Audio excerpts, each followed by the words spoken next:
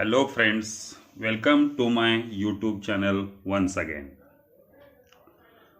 Dear friends, in our English activity sheet, question number 3B is appreciation of the poem, and it is a compulsory question.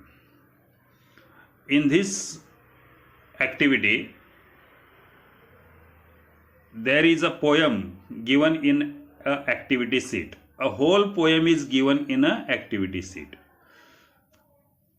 प्रश्न क्रमांक 3B मध्ये आपल्याला रसग्रहण, कवितेचं रसग्रहण करण्यासाठी संपूर्ण कविता दिलेली असते. त्या कवितेचं रसग्रहण आपल्याला खालील मुद्द्याला अनुसरून करायचे असते. आणि हा प्रश्न आपल्याला अत्यावश्यक म्हणजे ऑरसाठी नाही आहे, तो कंपल्सरी प्रश्न आहे. 5 मार्कासाठी बोर्डाच्या ॲक्टिव्हिटी सीटमध्ये आहे. म्हणून आपण ते काळजीपूर्वक समजून घेऊया. त्याची मार्किंग स्कीम कशी आहे बघा. 5 marks, it is total 5 marks. टायटलसाठी 1.5 मार्क. नेम ऑफ द पोएटसाठी 1.5 मार्क. राईम स्कीमसाठी 1 mark. Figures of speech in bracket anyone त्याच्यासाठी 1 मार्क.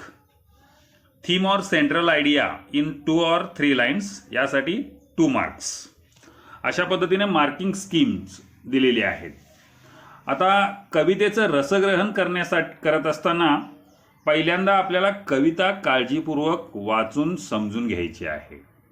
जी कविता आपण पाठ्यपुस्तकातलीच कविता असणार आहे, टेक्स्च्युअल पोयम, आणि जी आपल्याला परिचयाची असणार आहे, जी आपण वर्गामध्ये अभ्यासलेली असणार आहे, त्या कवितेचं संपूर्ण आपण आकलन करून घेतलेलं असणार आहे. तीच कविता आपल्याला परीक्षेसाठी 5 मार्कासाठी असणार आहे.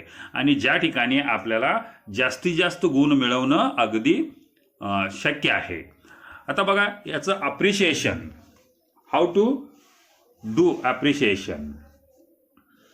आता अप्रिशिएशन करत असताना आपल्याला दिलेले गाईडलाईन्स जे आहेत ते गाईडलाईन्स विचारात घेतले पाहिजेत. आता काय गाईडलाईन्स आहेत आपण पाहिलेले आहेत. पहिलं आता इथं एक नमुना दाखल आपण जी कविता आपण मागच्या आठवड्यामध्ये अभ्यासलेली आहे, कम्पॅरिझन्स 2.1 कम्पॅरिझन्स. आता इथं कवितेचं रसग्रहण करत असताना कविता जी दिलेली असते त्याच्यात कवितेचं नाव दिलेलं असतं, ज्याला आपण टायटल म्हणतो किंवा नेम ऑफ द पोयम, ते तिथं दिलेलं आहे. ते आहे तसं लिहिलं की आपल्याला अर्धा मार्क मिळतो. म्हणून इथं या कवितेचं टायटल आहे कम्पॅरिझन्स. आपण आहे तसं लिहिलं. त्याच्यानंतर पुढचं गाईडलाईन आहे किंवा पुढचा पॉईंट आहे नेम ऑफ द पोएट. जी कविता ॲक्टिव्हिटी सीटमध्ये दिलेली असते त्या कवितेच्या खाली नेम ऑफ द पोएट, ज्यांनी ही कविता लिहिलेली आहे त्यांचं नाव दिलेलं असतं. जर का त्या कवीचं नाव माहीत नसेल तर तिथं अनॅनिमस किंवा अननोन असं दिलेला शब्द असतो.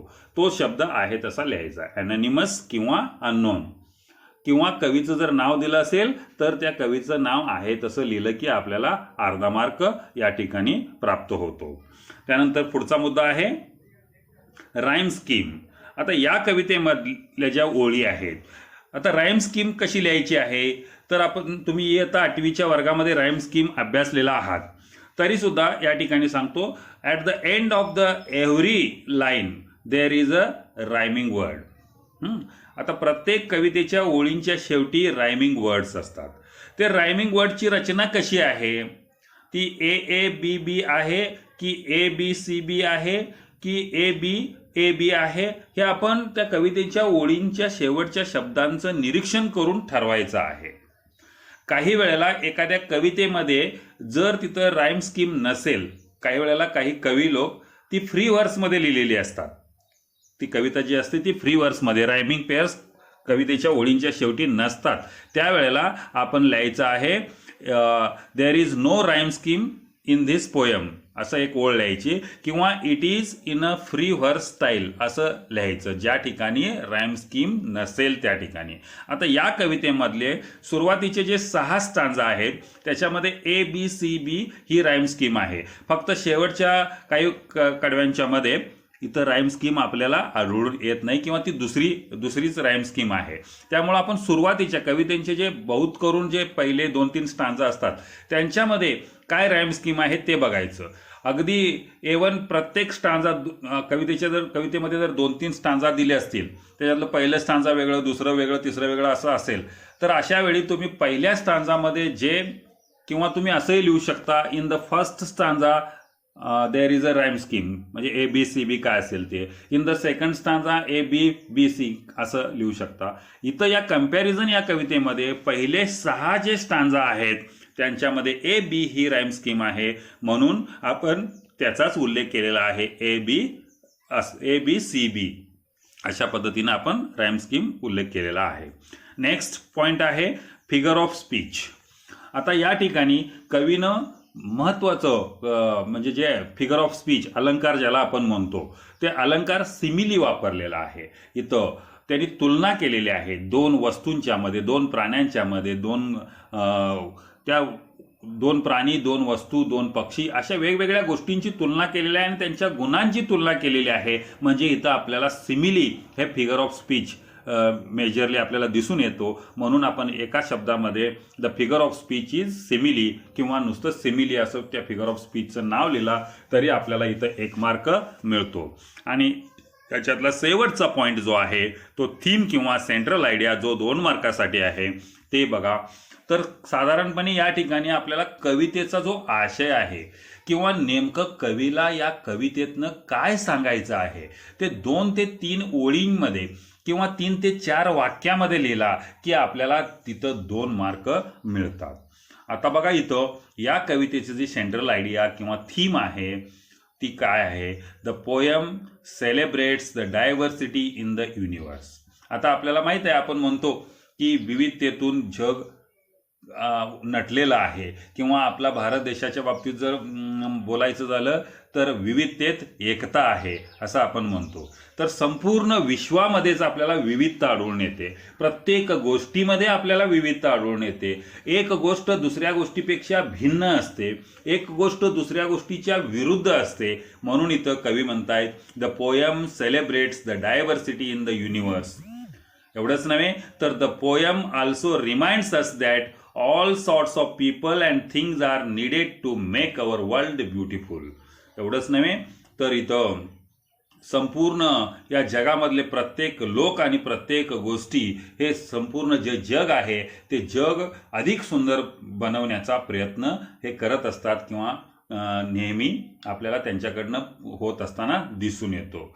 आता प्रत्येक जगामधली किंवा या विश्वातली प्रत्येक लहानसाल गोष्टीमध्ये सुद्धा सौंदर्य असते. मग ती लहान असेल, बिग असेल किंवा स्मॉल असेल, किंवा ती टॉल असेल किंवा शॉर्ट असेल, ती त्या गोष्टीला पूरक अशी असते. संपूर्ण जग हे, आता शेवटचं असंही आपल्याला इथं म्हटलं तरी चालतं, the world is full of opposites, so think some of yourself. म्हणून इथं त्याच्या शेवटच्या ओळीमध्ये कवी म्हणतायत बघा, हे जे संपूर्ण जग आहे हे संपूर्ण जग काय आहे? विरोधाने भरलेलं आहे. त्यामुळं तुम्ही तुमचा थोडासा विचार करा. कवितेचं रसग्रहण करत असताना कविता 1 वेळा 2 वेळा पुन्हा पुन्हा वाचा, कविता समजून घ्या, त्याच्यातली राईम स्कीम समजून घ्या आणि फिगर्स ऑफ स्पीच समजून घ्या, आणि कवितेचं सेंट्रल आयडिया आणि थीम जी आहे ती महत्त्वाची आहे. ती कवीला नेमकं त्या कवितेतनं काय सांगायचं आहे ते ठरवून तुम्ही लिहा. अशा पद्धतीनं बोर्डाच्या अँसर शीटमध्ये 5 मार्कासाठी आपल्याला हमखास गुण मिळवून देणारा हा प्रश्न आहे, जो तुम्ही इतर कवितेमधील म्हणजे पाठ्यपुस्तकामध्ये असणाऱ्या ज्या 8 कविता आहेत त्या 8ही कवितांचं अशा पद्धतीनं रसग्रहण स्वतःहून तयार करण्याचा प्रयत्न करा. कविता आपण वर्गामध्ये अभ्यासणार आहोत. वर्गामध्ये कविता अभ्यासल्यानंतर त्याचं रसग्रहण तुम्ही अशा पद्धतीनं करायचं आहे, जे आपल्याला नेहमीच उपयुक्त ठरणार आहे. धन्यवाद. या कवितेवरचं रसग्रहण मी या ठिकाणी लिहून दिलेलं आहे, ते तुम्ही आपल्या वहीमध्ये, नोटबुकमध्ये लिहून ठेवा. Thank you once again.